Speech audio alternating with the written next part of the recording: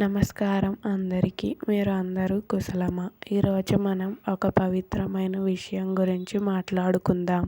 మన ఇంటి వద్ద, మన గ్రామంలో, మన సమాజంలో ఎంతో పుణ్యఫలం ఇచ్చే ఒక సేవ గురించి. అది ఏమిటంటే గోసేవ. అంటే గోవుకు ఆహారం పెట్టడం. మన భారతీయ సంస్కృతిలో గోవు అనేది కేవలం ఒక జంతువు కాదు. దాన్ని గోమాత అని పిలుస్తాం. ఎందుకంటే గోవు మనకు పాలు ఇస్తుంది. పాలతో పెరుగు, నెయ్యి, వెన్న, మజ్జిగ లాంటివి వస్తాయి. ఇవన్నీ మన శరీరానికి బలం, ఆరోగ్యం, ఔషధం కూడా. అందుకే పూర్వకాలంలో రాజులైనా, వృద్ధులైనా, రైతులైనా గోవు ఇంట్లో ఉండేది. మన శాస్త్రాలు చెబుతున్నాయి, గోవులో దేవతలు ఉన్నారు. గోసేవ చేస్తే దేవసేవ చేసినట్లే. ఇది కేవలం ఒక భక్తి మాట కాదు, ఇది జీవన నియమం. గోవుకు ఆహారం పెట్టడం ఎందుకు పుణ్యం అంటారు. చాలామంది ఇలా అంటారు, గోవుకు ఆహారం పెడితే కోటి జన్మల పుణ్యం వస్తుంది. అంటే ఏంటి అర్థం? దీని అర్థం సంఖ్య కాదు, విలువ. మనిషి జీవితంలో అత్యంత పవిత్రమైన పని ఏది అంటే ఒక ఆకలితో ఉన్న ప్రాణికి ఆహారం పెట్టడం. ఇది జాలి, దయ, కరుణ యొక్క అత్యంత ఉన్నత రూపం.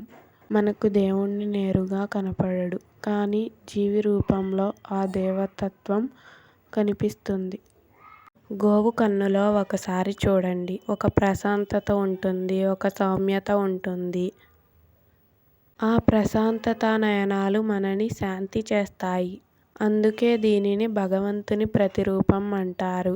గోవుకు ఏమి పెట్టాలి, ఏమి ఆహారం శ్రేష్టం? ఇక్కడ మనం ఆహారం పెట్టడం అంటే శ్రద్ధతో, ప్రేమతో పెట్టడం. పసుపోత గడ్డి, ఇది సహజమైన ప్రధాన ఆహారం. రాగిపిండి, చలిమిడి మిశ్రమం పూర్వం ఇంట్లో చేస్తారు. ఇది గోవు పాలను శక్తివంతం చేస్తాయి.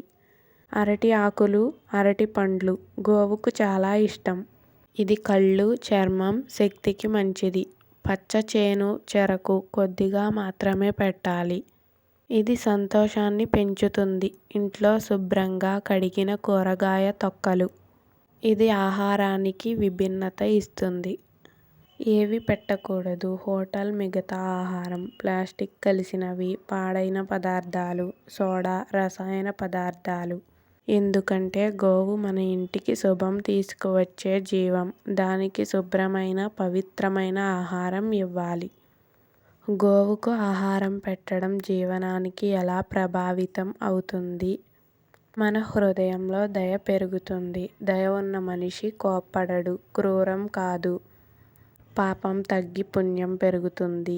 ఏది ఇచ్చామో అది తిరిగి మనకే వస్తుంది. కుటుంబంలో శాంతి పెరుగుతుంది. ప్రేమ మన చేతుల ద్వారా నేర్చుకుంటాం. ఆర్థికంగా కూడా జీవితం నెమ్మదిగా స్థిరపడుతుంది. ఎందుకంటే మన మనసు సంతోషంగా ఉంటే పని కూడా సాఫీగా జరుగుతుంది. పురాణాల్లో ఒక అందమైన కథ. ఒక రాజు ఉండేవాడు. అతను ఎన్నో దానాలు చేశాడు. బంగారం, వెండి, ఆహారం, వస్త్రాలు. కానీ అతనికి అంగరంగ శాంతి లేదు. ఒకరోజు ఒక వృద్ధుడు సన్యాసి చెప్పాడు, రాజా, ఒకసారి గోవుకు నీ చేతితో ఆహారం పెట్టు. రాజు గోవు దగ్గరకు వెళ్ళి పసుపోత గడ్డి పెట్టాడు. గోవు ఆ గడ్డిని తింటూ రాజును మెల్లగా చూసింది. ఆ ఒక్క చూపులో రాజు హృదయం కరిగిపోయింది. అతనికి అంతరంగంలో అద్భుతమైన ప్రశాంతత వచ్చింది. అప్పుడు అతను అర్థం చేసుకున్నాడు, పుణ్యం అంటే బాహ్యదానం కాదు, హృదయంలో ప్రేమ కలగడం. మన రోజువారీ జీవితంలో ఎలా అమలు చేయాలి? ఉదయం దేవుడి ఫోటోకు పువ్వు పెట్టినట్టుగా గోవుకు ఒక గడ్డి ముట్ట పెట్టడం. ఇంట్లో చిన్నపిల్లలకు ఇది నేర్పండి. పిల్లల్లో దయ పెరుగుతుంది. గోవు దగ్గరకు వెళ్ళినప్పుడు నెమ్మదిగా, మృదువుగా మాట్లాడి, అమ్మా ఇక్కడ తిను. ఆ ఒక్క మాటతోనే ప్రీతి ఉంటుంది, ప్రేమ ఉంది, పుణ్యం ఉంది. చివరగా అసలు రహస్యం, గోవుకు ఆహారం పెడితే కోటి జన్మల పుణ్యం వస్తుంది అంటే మనలో ప్రేమ పెరుగుతుంది, మనసు పవిత్రమవుతుంది, జీవితం సాఫీగా మారుతుంది. పుణ్యం అంటే మనసు నిండటం. గోమాత సేవ చేయండి. మీ హృదయంలో శాంతి పుడుతుంది. మీ ఇంట్లో సౌభాగ్యం నిలుస్తుంది. ఈ వీడియో మీకు ఉపయుక్తం అయితే లైక్ చేయండి, కామెంట్ చేయండి, ఛానల్కు సబ్స్క్రైబ్ చేయండి మరియు మన సంస్కృతిని ఇలా ప్రేమతో ముందుకు తీసుకుపోదాం.